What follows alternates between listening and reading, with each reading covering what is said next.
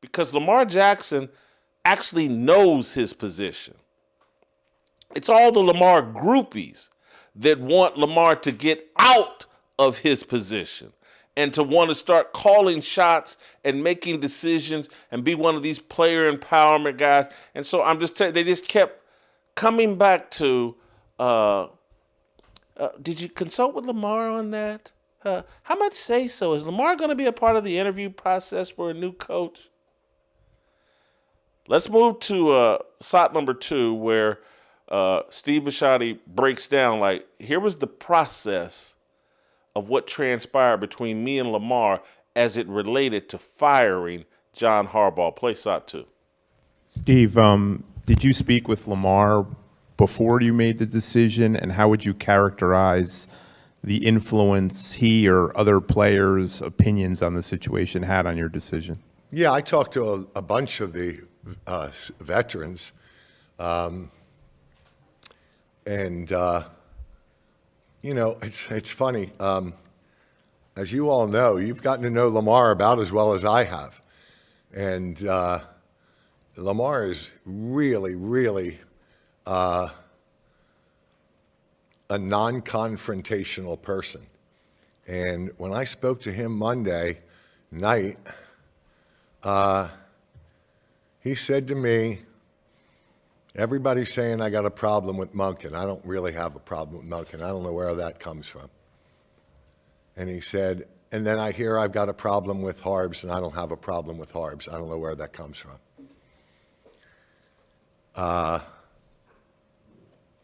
We got to make changes, probably, but that's probably more for you and E. And I said, well, your opinion matters, and we talked about it. And but again, he was one of the many. I'm going to turn my phone off before it starts ringing. Didn't put it on vibrate. And so, yeah, I mean, I don't think that the players had really a large part of my decision. My partners here probably had, you know, that's an 80-20 thing. And I don't think I'd be a very good leader if I didn't ask the heads of the, you know, the top players in my organization that have been here the longest. And you can bet they're the ones that have been here the longest. Did you catch that?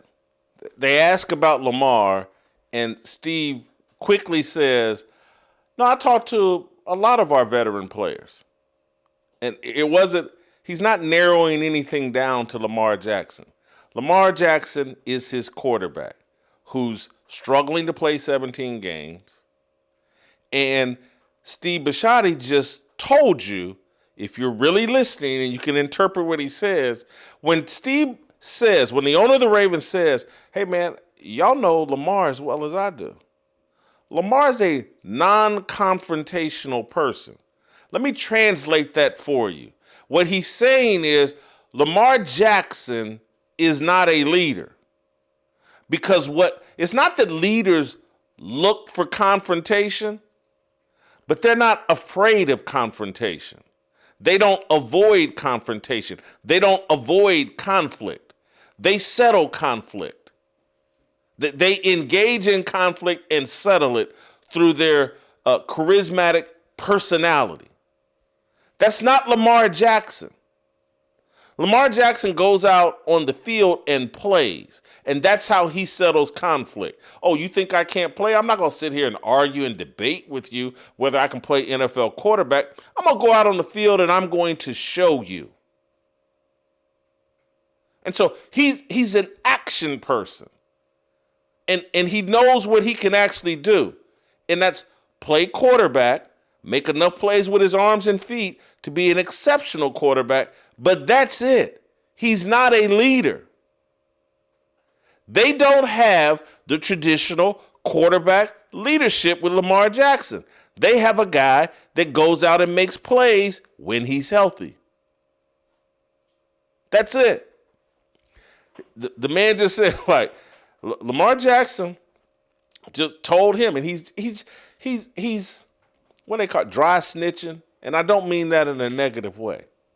But he's just like telling you, like, Lamar never came to us and said he had a problem with Todd Monken, our offensive coordinator. Those rumors are crazy. Don't you understand who Lamar is? He doesn't do that. Lamar Jackson doesn't have a problem with John Harbaugh. He's a non-confrontational person. He wants everybody to get along. Lamar Jackson, and I think the more of these comments come out, and we'll play them, what he's really saying is Lamar Jackson likes to play quarterback, likes to play video games, likes to smoke weed, and again, likes to travel home to Miami in that hot weather and have a little fun. That's what Lamar Jackson is and does. This whole player empowerment thing. This whole Lamar having a say in this, that, or a third. That's not Lamar Jackson. And if y'all keep trying to push Lamar Jackson out here, Lamar Jackson is going to run into some major headwinds from this billionaire owner who is not afraid of Lamar Jackson, not afraid of the media, not afraid of the racial idolaters in the media.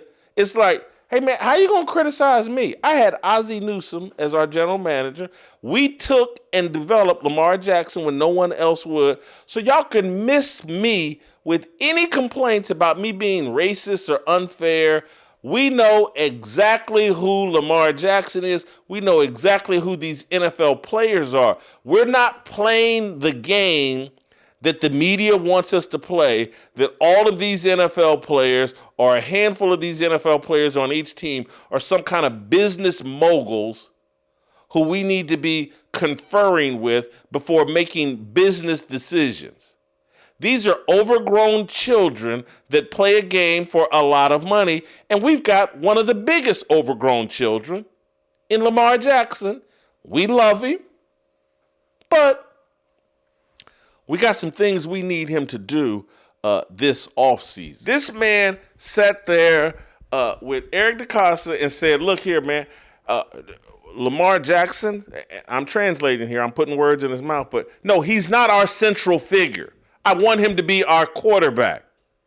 Do you know how we've won Super Bowls here before? Do you know who our central figures were when we won Super Bowls here before? It wasn't our quarterback. It was our greatest leaders, Ray Lewis and Ed Reed.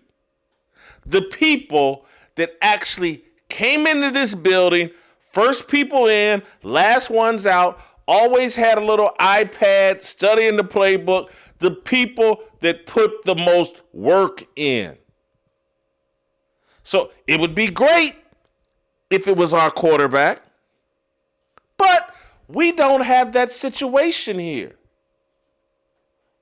We have a quarterback that likes to play video games, likes to stay up late at night, doesn't want to hit the practice field until 1 p.m.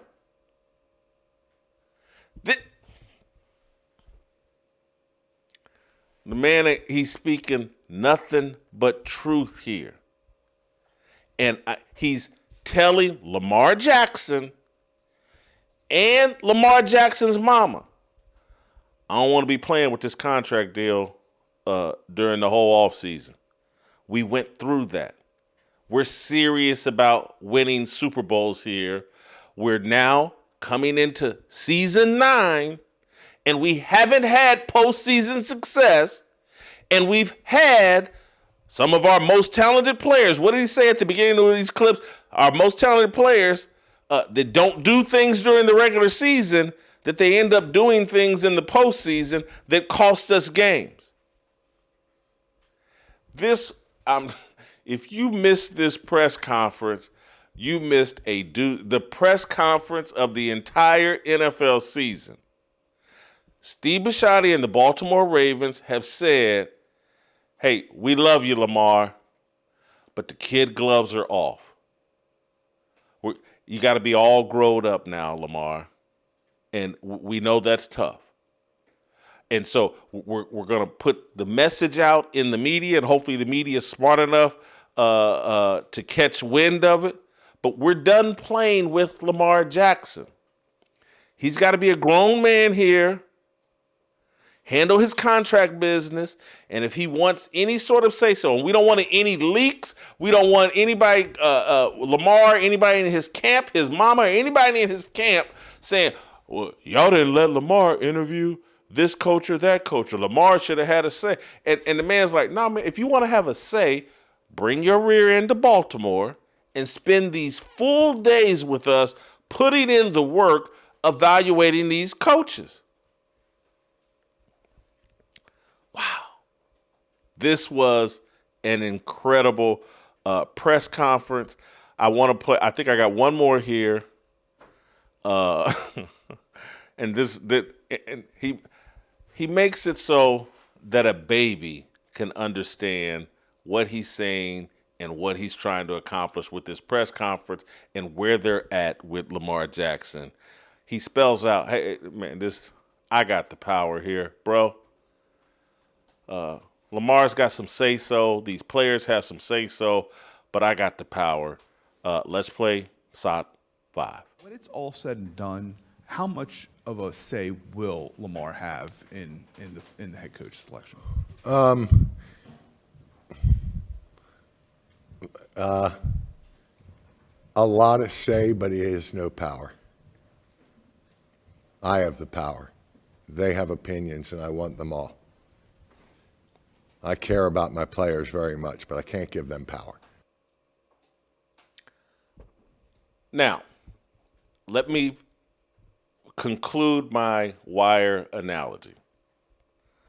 Avon Barksdale had a sister named Brianna, and she was one of his, or maybe his top consigliere. And her son, it was Avon's sister, Brianna. And it was her son, D'Angelo, that Stringer had killed. But she had influence over Avon. And so Lamar's mama has some influence over Lamar. She's basically the Brianna. It gets kind of confusing because actually Lamar is actually Stringer Bell and not Avon. But my point in all this is, if Lamar doesn't man up and be like, Mama, I get it, but I'm my own man now. I'm 8 years into this. Is Lamar 30 by now? I think he's close to 30. 8 years in the league, he should be very close to 30. It's like, hey, I'm a grown man. 29. He's 29. He needs to keep his mama out of his business, in my view, or he's going to have major conflict with Steve Bisciotti and the Baltimore Ravens starting this offseason.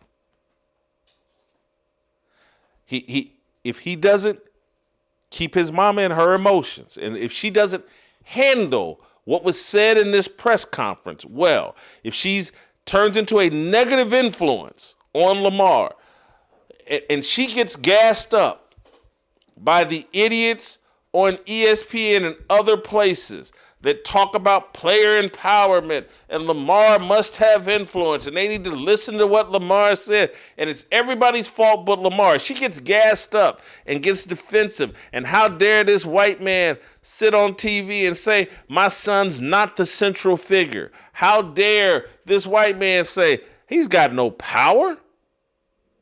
He's got some say-so like a handful of other guys in this locker room.